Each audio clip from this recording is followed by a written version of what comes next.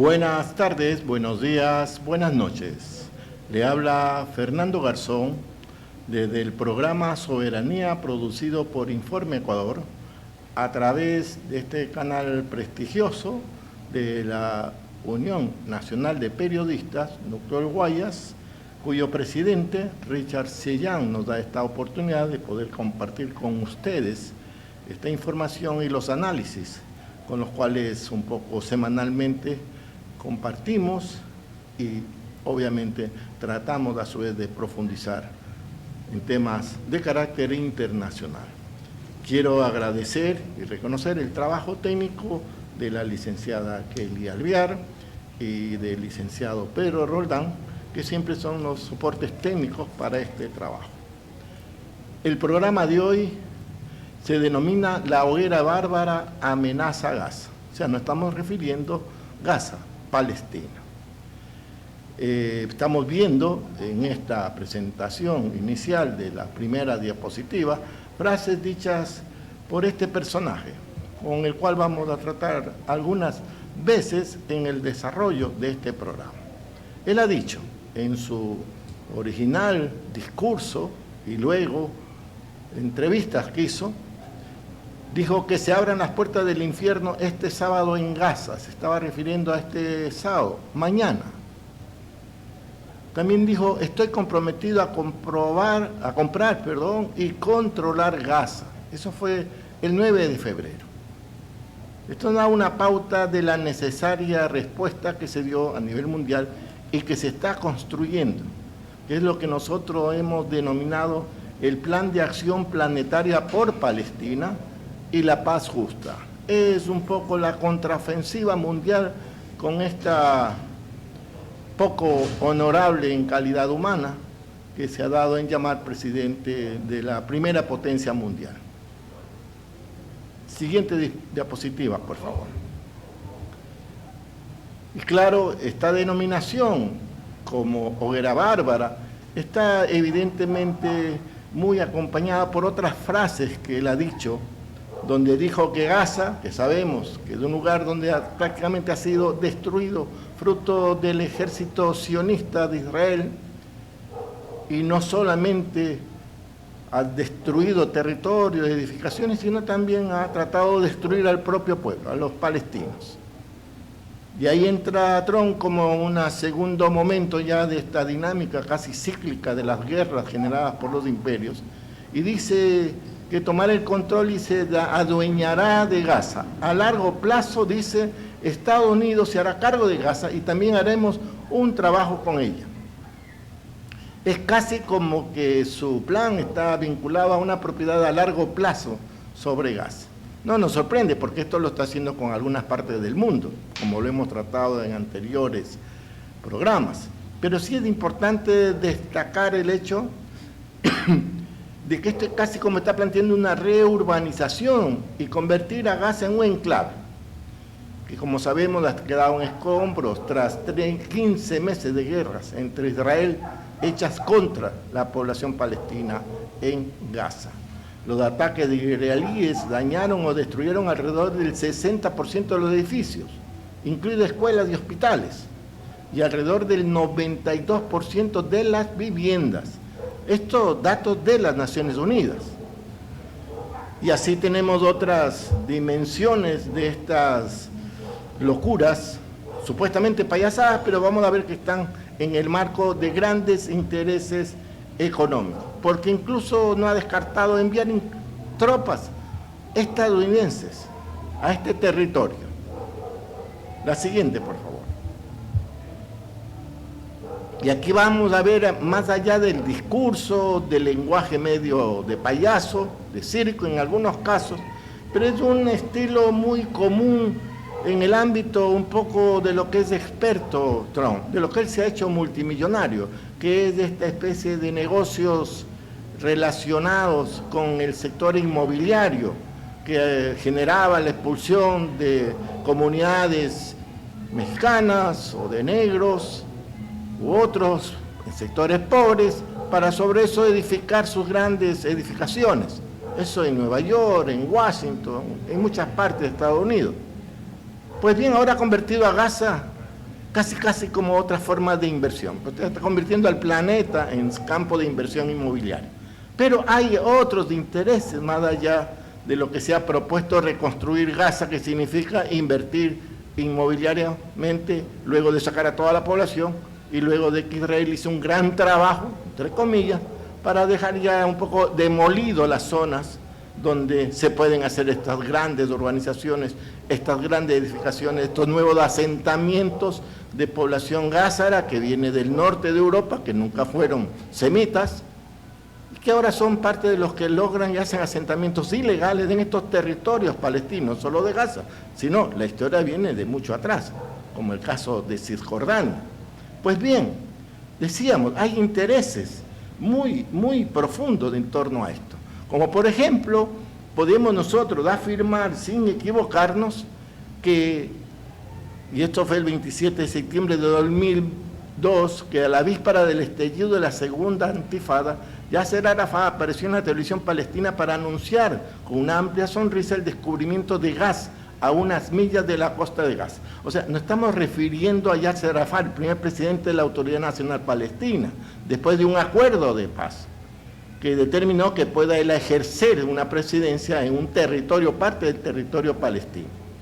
Y él hablaba de como que era un regalo de Dios. O sea, estaba hablando de grandes depósitos de gas y de petróleo, no solamente en el territorio continental de Gaza y Cisjordania, sino también en el mar de Gaza, que por leyes internacionales y acuerdos internacionales es territorio dentro del marco de posesión y propiedad y obviamente administración de esas partes marítimas. Y el 10 de abril del 2024, hace un año, pasaron ya algunos años, sucede que el gobierno de Netanyahu, sabiendo la riqueza que hay ahí, ya hizo una prospección para explotar yacimientos gasísticos en estas zonas marítimas. Y ahí viene un poco quienes están atrás de esto. Hay una docena de licencias de exploración que fueron entregadas ¿a quiénes?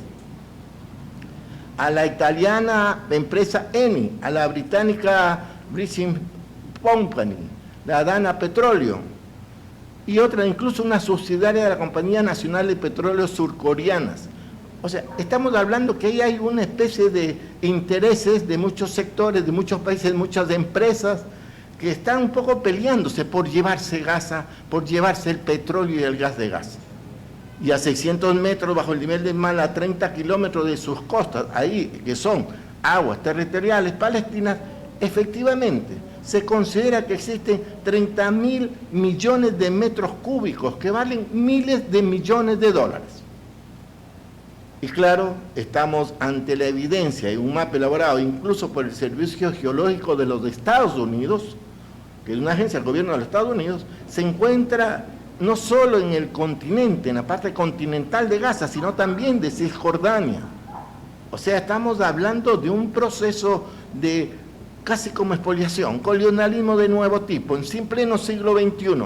Pero se están peleando, ahora entra también Trump en la pelea, o sea, es una competencia de grandes intereses vinculados al petróleo. Trump, obviamente, su gobierno está vinculado al petróleo, a la explotación petrolera a nivel mundial, y aquí hay la joya de la corona, Gaza, Cisjordania, en una zona ampliamente conflictiva, pero sumamente importante.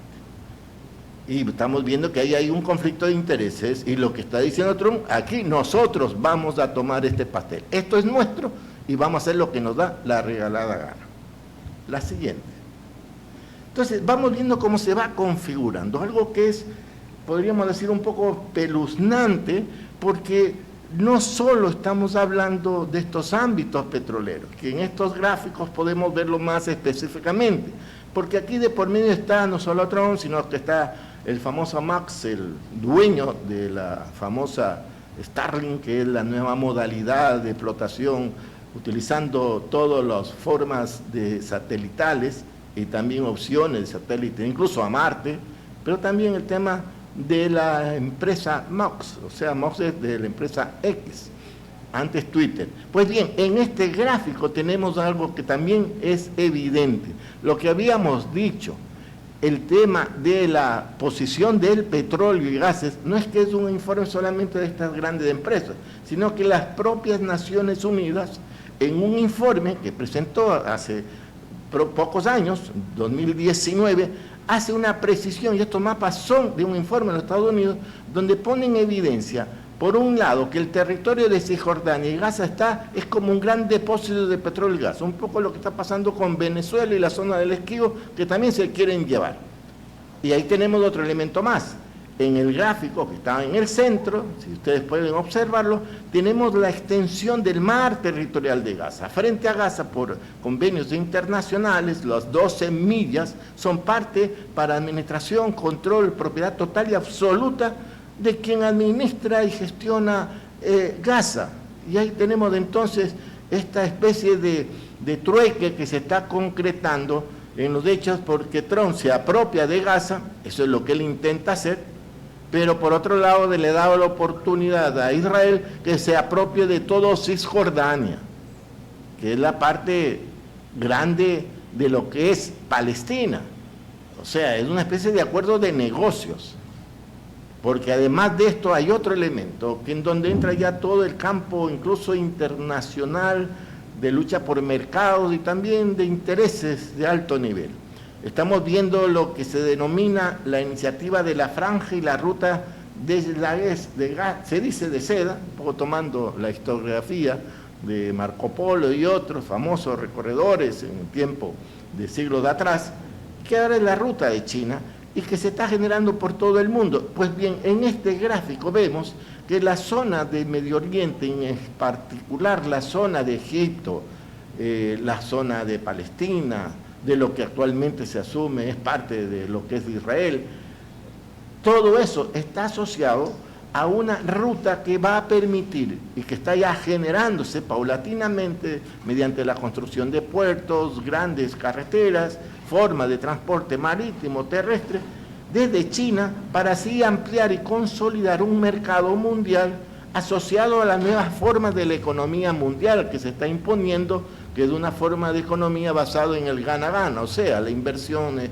chinas, rusas u otras, se establecen en muchas partes del mundo, pero en función de también generar oportunidades en donde se invierte, no para una explotación, no para una expoliación de pueblos y naciones. Pues bien, esta zona, Gaza y Cisjordania, por no decir todo Palestina, es un punto que está en el centro neurálgico de estos procesos del mercado mundial que se están constituyendo en estas últimas décadas, y va a ser el futuro inmediato de estos años, ya es parte de un futuro que se está construyendo.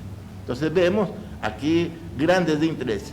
Entonces, más allá de la palabrería, de la payasada de Trump, uno tiene que hacerse la pregunta, ¿cómo un payaso puede llegar a ser uno de los hombres más millonarios del mundo? Evidentemente no es un payaso, utiliza esa verborrea extremista para posesionar un relato y un debate sobre temas que son hasta irónicos de tratarlo. O sea, lo que ha dicho, que él va a tomar todo Gaza y que va a hacer obra y va a sacar a todo el pueblo palestino, un absurdo.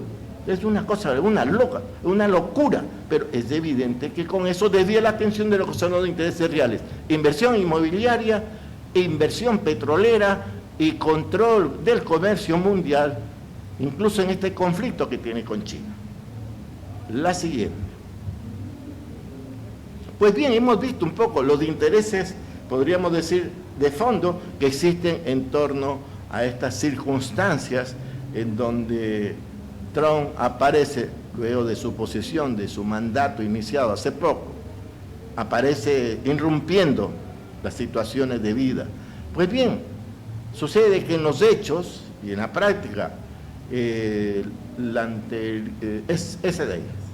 sucede que en los hechos y en la práctica, efectivamente, el pueblo palestino, el pueblo de Gaza, sus organizaciones, incluido todo lo que es la OLP y en particular Hamas, han hecho una victoria, porque han logrado generar un acuerdo, una tregua, que con el gobierno de Israel, y ha planteado lo que ya es una tregua que implica no solo la liberación de rehenes, que es una tregua de 6 semanas, sino que también Hamas liberará a estos rehenes israelíes, pero también Israel tendrá a su vez que liberar a prisioneros palestinos, que además se deberá retirar de las principales carreteras para facilitar el regreso de los palestinos refugiados a sus hogares.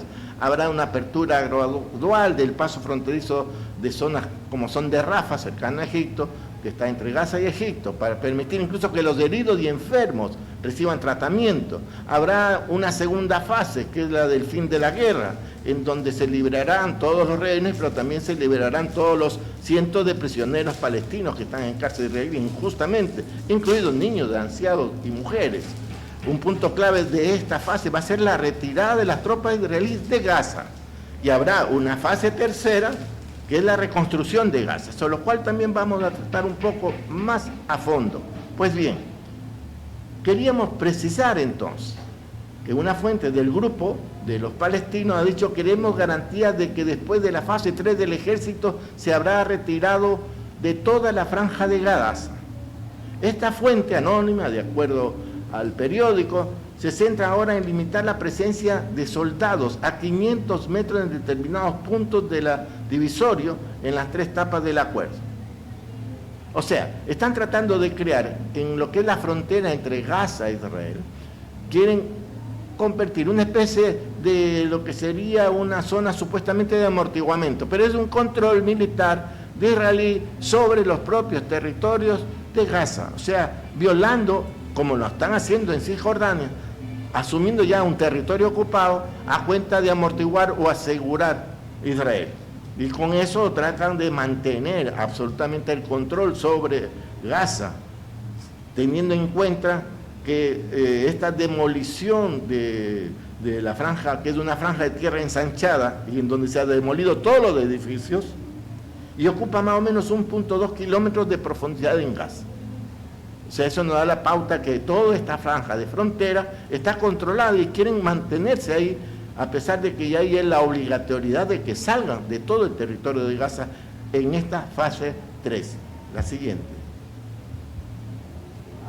Y tenemos aquí un poco lo que es del otro ámbito, qué es o cómo se está generando una concreción de esta tregua que logró el pueblo palestino, luego de su resistencia, de su capacidad, su resiliencia, como dicen ahora, de que a pesar de tener adelante a un ejército que trató de destruir hasta el alma, si lo hubiera sido posible, se lograron mantener, se lograron vivir ahí, no decidieron jamás salir de su tierra.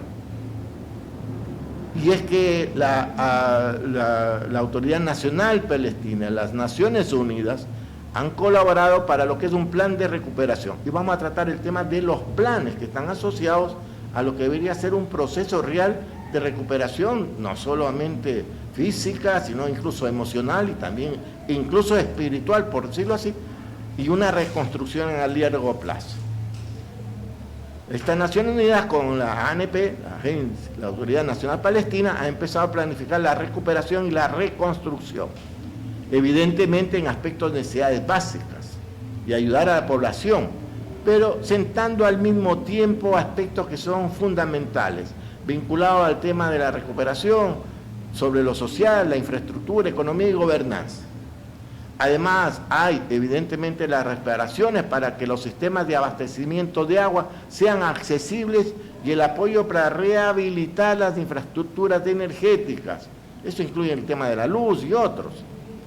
Entonces, y también revitalizar el sector privado y el restablecimiento de las capacidades de infraestructura gubernamentales. Estamos hablando que es este plan diseñado por las Naciones Unidas con la Autoridad Nacional Palestina para Gaza. Y vamos a hablar de este tipo de planes y otros.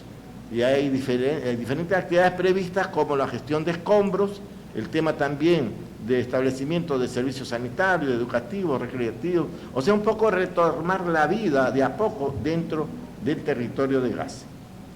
Y esto va de la mano entonces también que, considerando que hay el 70% de las infraestructuras en Gaza fueron devastadas, la clave es de empezar a prepararse para una pronta recuperación y reconstrucción, según el director de la Oficina de las Naciones Unidas de Servicios para Proyectos. Antonio Gutiérrez ha dicho incluso que es que para el sector de vivienda, no olvidemos casi el 90% de las viviendas de Gaza han sido destruidas o están en muy mal estado. Ha dicho Gutiérrez que se va a necesitar 15.200 millones de dólares, que es casi el 30% del total de recuperación que se considera oportuno. Algunos números sobre el costo de esta reconstrucción de acuerdo a la propuesta de las Naciones Unidas. En el comercio y la industria, 6.900 millones. En la salud, también con 6.900 millones. En la agricultura, 4.200 millones. En la educación, 2.600 millones. O sea, todas las inversiones necesarias para recuperar las actividades en todos estos campos de la economía y de lo social. Hay otros sectores, el de la protección social, transporte, agua, saneamiento y evidente también el sector ambiental, dado que la ingente cantidad de escombros genera también una contaminación completa, no solo de polvo, sino lo que está asociado al tema de bombas que no se activaron y de lo que queda un poco de las propias explosiones. Esto lleva no solamente un riesgo desde el punto de vista de manipulación cercana, sino también incluso hasta radioactividad en algunos casos específicos por cierto tipo de municiones que se utilizaron. Entonces, esto es lo que se está planteando y se está ejecutando ya por las Naciones Unidas. La siguiente, por favor. Pero hay más elementos, o sea, estamos hablando luego de haber ubicado cómo es el desastre, de haber ubicado cuáles son los intereses reales, pues el pueblo palestino se está organizando y existen propuestas sumamente interesantes. Por ejemplo, se dio el proceso de retorno de los palestinos, que no retornaban de otros países, se quedaban en las mismas zonas en donde no había muchas explosiones o habían supuestamente seguridad de mantenerse en vida, pero dentro de la misma Gaza. Cuando se da la tregua, hace pocas semanas, 15 de enero precisamente, se da la tregua, entonces parte de la tregua es que puedan regresar los palestinos a sus zonas donde estaban refugiados, regresar a sus tierras originarias, aunque no se van a encontrar quizás con nada, pero la voluntad de vida y esa decisión y capacidad heroica, no actual, sino de décadas, de poder resistir y mantenerse, es una demostración. Y tenemos ahí fotos de cómo se ha desplazado la población palestina, que estaban refugiados en diferentes partes de Gaza, protegiéndose del fuego, saliendo de sus zonas de hábitat normal o de producción o actividad productiva. Ahí estamos, decenas de miles de gazatíes regresando a sus tierras, y también hizo a la par, que fue parte de la tregua y que tiene que cumplir la regla y la está cumpliendo porque es una decisión tomada sobre la base de una tregua que considerando que al cabo de 15 meses de genocidio que han costado más de 100.000 vidas palestinas y han arrasado en Gaza, que es de 365 kilómetros cuadrados y de 2-3 millones de habitantes originalmente, se ha observado el fuego y para el 19 de enero se realizó ya el primer canje de rehenes israelíes. También desde el miércoles 12 de febrero se llegó a estipular, de acuerdo al acuerdo, de que ingresaron 801 camiones de ayuda humanitaria. Unos fueron a Gaza, directamente al norte de Gaza, 231, o sea, ayuda humanitaria que está generada por las Naciones Unidas.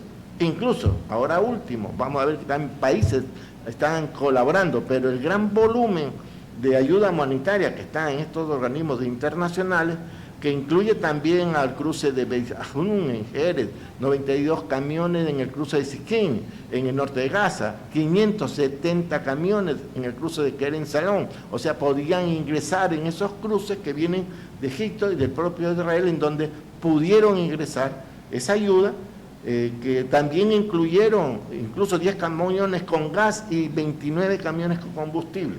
Esto a la fecha, estamos hablando miércoles 12 de febrero, o sea, hace pocos días. Estamos viendo entonces la tregua conseguida por la lucha y la resistencia palestina ha logrado resarcir en parte un proceso que está empezando como parte de esta dinámica de recuperación real luego del triunfo que ha logrado, que lo ha logrado, claro, muchas muertes, pero jamás se han rendido, peor, han traicionado la dignidad de su propia historia. La siguiente. Y como decíamos, se empieza a generar y se ha generado un proceso paulatino que yo le llamo de acción planetaria por Palestina. Esta acción planetaria ha incluido ya demostraciones de gran nivel humano y también de gran propuestas técnicas de planificación incluso. La Casa Palestina de Aragón, España. Es un ejemplo que puso y demostró a nivel mundial, por ejemplo, el haber concentrado cerca de 3.000 personas en Zaragoza y haber hecho una bandera humana de Palestina. Hicieron también otras actividades, huelga de hambre y otras, que fue reconocido por el propio organismo más representativo de los palestinos, que es la Autoridad Nacional Palestina, por el embajador, obviamente, Palestina en España. Y ha generado un liderazgo interesante que lo están complementando de impulsar el 12 de abril, una fecha específica, es una campaña mundial que están planteando, de hacer una demostración simbólica, pacífica, por supuesto, en áreas, instituciones representativas de los Estados Unidos, porque a final de cuentas Israel no es más que un enviado para hacer la parte operativa, pero el que dirige, el que financia y que ahora utiliza el desastre para seguir generando sus propios intereses y convertir de la guerra y el desastre en un nuevo momento de inversión, como estábamos viendo, pues bien, el responsable real es Estados Unidos y sus gobiernos, no solo Trump ahora, que es obvio, sino Biden, porque es una especie de un combo y un tongo en la práctica, porque es una dinámica vinculada a guerra, destrucción, caos, reconstrucción, y son ellos mismos, obviamente en estos sectores de intereses que incluso tienen conflictos de interés. Pues bien, esta propuesta de la Casa Palestina ha sido cogida por The Jure, que es una movilización internacional que ha combinado las luchas antifascistas, ecologistas y por la liberación de Palestina, que ya es ha lanzado con muchos grupos a nivel mundial, principalmente de Europa. Es un movimiento, se puede interpretar la palabra como oleada, la oleada, que pretende una confluencia internacional de movimientos sociales en forma de manifestaciones simultáneas a nivel global. Asimismo, estos organismos han propiciado una propuesta hacia América Latina en cuanto a algunas organizaciones ya actualmente de solidaridad con Palestina están asumiendo un compromiso que será informado próximamente para un poco derivar a esta demostración mundial vinculado al rol que tiene Estados Unidos y toda esa industria militar y también sus intereses inmobiliarios, petroleros que hemos comentado. Ahora último, estamos hablando del día de hoy prácticamente, entre ayer y hoy, hay también otros hechos que van demostrando cómo esta acción planetaria se va configurando. Petro, que está en Qatar, acaba de, justo en la mañana de ahora, ya la tarde, era en ese momento, que ratificó la idea de rehabilitar en Colombia niños palestinos. Esto es, ponerse de acuerdo con, en este caso, los gobiernos en Gaza de los palestinos, para aquellos niños que están o fueron afectados por la violencia de las bombas y que necesitan una curación y rehabilitación inmensa, incluso psicológica, puedan ir para que logren recuperarse, puedan ir a Colombia y obviamente luego poder retornar con sus familias, incluso para un reencuentro de las familias palestinas en la propia Gaza.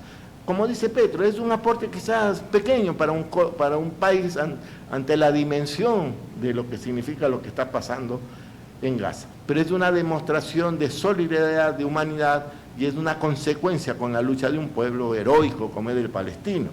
Y así también hay otras propuestas, como la que ha planteado el Instituto Schiller, con un plan Oasis, que permite, que es una propuesta integral vinculada a un desarrollo sustentable, vinculado también a una propuesta, plan de seguridad, no solo para Palestina, sino también para toda la región, basado en posibilitar el acceso de agua, pero a partir del uso de energía en forma pacífica, nuclear, de energía atómica, vinculado a uso, digamos, civil, como hay en muchas partes del mundo, y propiciar entonces una producción de agua a partir del agua salina que está en el Mediterráneo y poder con eso llenar de agua toda la región, no solo Palestina, que es uno de los elementos más importantes, no solo del desarrollo, sino de la tranquilidad y la paz en la región. La siguiente, por favor. Y aquí vale ir ubicando este contexto, digamos, del asunto de la paz, cómo se va construyendo a partir de un plan que debe ser de recuperación, de rehabilitación y otro. Y tenemos como una especie de ejemplo, pero un ejemplo que lastimosamente fue nefasto para el pueblo palestino, porque no se cumplió una propuesta que se suponía era para lograr realmente la paz. Los llamados acuerdos de Oslo, por la ciudad donde se firmaron, donde se diseñaron un plan basado en las resoluciones de las Naciones Unidas, que legitimaba el derecho del pueblo palestino a tener su Estado, a vivir en paz, a desarrollarse, y en donde el primer ministro israelí en esa fecha, Yitzhak Rabin, que luego fue asesinado por la ultraderecha, digamos, ultraderecha del sionismo internacional, porque firmó con Yasser Arafat y con el aval de Bill Clinton, presidente de los Estados Unidos, lo que fue un acuerdo de Oslo que se llamó, 13 de septiembre de 1993, que en principio en los textos parecía que iba a generar realmente una paz y una especie de compartir intereses y oportunidades, no solo, ojo, no solo de Palestina y de Israel, sino incluso de los países, porque eran propuestas de inversiones, de producción regionales, no es solamente focalizada en uno u otro territorio, una propuesta de manejo del agua, ya que hemos estado hablando del agua, del manejo de los recursos, no solo estos hídricos, sino otros recursos, e incluso del petróleo, como vamos a ver más adelantito, que nos da una pauta que era una propuesta teóricamente y en papel, pero encerraba un engaño, que es lo que en los hechos israelíes, un engaño, porque paulatinamente, en los años inmediatos, obviamente Israel nunca cumplió esos compromisos. Y la voluntad del pueblo palestino por la paz derivó un poco en sostener parte de esta esperanza que había. En los hechos, obviamente, eso no se cumplió y sabemos cómo vinieron incluso luego las llamadas, lo que se llamó la intifada, la guerra de resistencia, que se generó ya a finales del siglo pasado y todos estos 25 años que estamos viviendo ahorita por el tema en el caso de Gaza. Se decía en el artículo 1, solo como referencia a estos acuerdos de Oslo, que el objetivo de las negociaciones Israel-Palestina era establecer una autoridad palestina de gobierno autónomo provisional para el pueblo palestino de Cisjordania y la Franja de Gaza. Le ponía provisional a cuenta que no se permitía todavía, aunque se debía decir que ya se iba a constituir el Estado palestino, no se constituyó el Estado palestino. Pero ese acuerdo de Oslo incluyó aspectos que fueron lesivos realmente a los intereses del pueblo palestino, porque prácticamente determinó 3 zonas de supuesta en el territorio que era para Palestina, pero esas 3 zonas, una era donde ya controlaba totalmente el ejército israelí, y una intermedia que era compartida con la Autoridad Nacional Palestina y otra que era supuestamente de control total y absoluto solo de la Autoridad Nacional Palestina, pero todo era territorio palestino. Pero igual es lo que intentan hacer ahora con Gaza, o sea, dicen sí nos retiramos de Gaza, pero quieren mantener una franja en donde ellos van a estar a cuenta de seguridad, van a estar controlando militarmente en territorio palestino. O sea, eso da una pauta que es una repetición en parte de lo que se intentó hacer en esos engaños de Oslo, y que ahora obviamente con esa experiencia no va a pasar, y hay una reacción de Hamas y las organizaciones palestinas de no permitir que en Gaza ahora, a cuenta de una tregua, terminen igual consolidando su posicionamiento militar en el territorio. Y vale también señalar, esto también recientemente, la doctora Naledi Pandor participó en esta 89 reunión semanal de la Coalición Internacional para la Paz, 14 de febrero, hoy día, hace pocas horas. Ella fue ministra de Relaciones Exteriores de Sudáfrica y la doctora Pandor desempeñó un papel fundamental en la exitosa presentación de Sudáfrica en 2023 de una demanda ante el Tribunal Internacional de Justicia denunciando el genocidio de Israel en Gaza. Con lo cual queremos decir, este proceso de paz no implica perdón y olvido, no implica dejar a un lado estas denuncias y asegurar que quienes han sido culpables de genocidio respondan, estén donde estén, sean o no. En este caso, Netanyahu, que es el presidente del Estado de Israel, igual está siendo denunciado y en su momento el Tribunal Internacional de Justicia ya estableció, una de sus decisiones fue precisamente que no puede visitar otros países porque tiene orden de aprehensión. Y vale también señalar como este ámbito, digamos, global de intereses, que también ahora también Egipto ha planteado otro plan, o va a plantear un plan, esto fue antes de ayer, para la reconstrucción de la Franja de Gaza, que garantice la supervivencia del pueblo palestino en su tierra. Interesante e importante, incluso es uno de los mediadores junto con Qatar en esta tregua, pero no hay que perder de vista, y eso hay que decirlo con absoluta sinceridad. Egipto es frontera con Gaza y tiene un acuerdo, obviamente con Israel, un acuerdo estratégico de país a país, eso es soberano, lo pueden y lo deben hacer, pero evidentemente hay cruces también de interés. Entonces, esperemos que esos intereses que están asociados incluso a la explotación petrolera, el mar territorial de Gaza colinda con el mar territorial de Egipto, y la explotación petrolera a veces no responde a fronteras marítimas, igual. Esos subsuelos están distribuidos más allá de las divisiones políticas y territoriales que la humanidad ha hecho en la historia. Y eso significa grandes intereses cruzados, en este caso del tema de petróleo. La siguiente.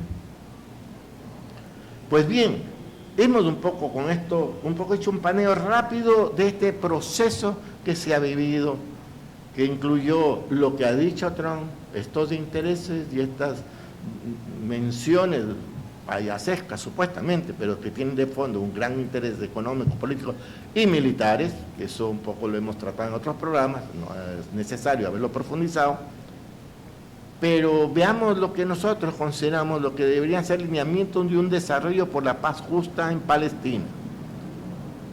Evidentemente esto a partir de la experiencia personal, o sea, yo como consultor internacional para planes de desarrollo y planes incluso de conservación, como fue el que dirigí en Galápagos, lo he hecho también en los procesos de planificación territorial, cantonales, y otros ámbitos de planificación territorial, incluso de reconstrucción de la costa ecuatoriana afectada por el fenómeno del Niño. Estos son principios generales adecuados al momento que se ha vivido y se está viviendo en Gaza, incluso en Cisjordania, porque ese es un punto clave.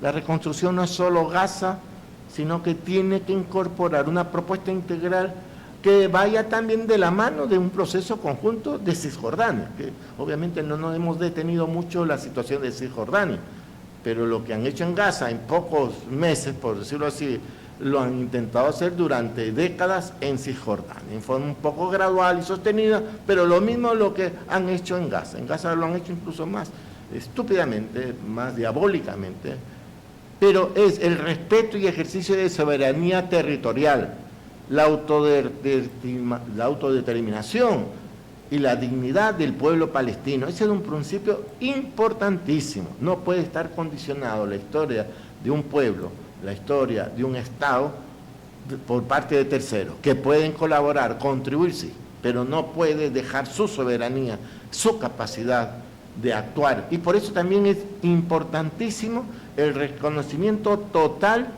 del Estado palestino por las Naciones Unidas, para que sea de igual a igual estas negociaciones futuras de reconstrucción y de acuerdo incluso para el desarrollo. Palestina debe tener igual nivel de estatuto como parte de las Naciones Unidas. La integridad, entonces, integrar la gobernanza y la planificación y el gerenciamiento de estos procesos de Gaza y Cisjordania. No puede estar separado como si fuesen dos barrios aparte. Es un solo pueblo, es una sola territorio de posesión, es una sola necesidad de planificación. Es por eso también el otro principio, que deben ser fases en donde hay una participación y recuperación, desarrollo y paz. O sea, si esto se debe hacer con el pueblo palestino, con la participación organizada de sus organizaciones, de sus técnicos, de sus expertos, de sus profesionales que andan por todo el mundo además. Profesionales que son uno de los más avanzados en cuanto a cantidad, no solo en cantidad, sino en calidad de profesionales, principalmente en algunos países como en Cuba.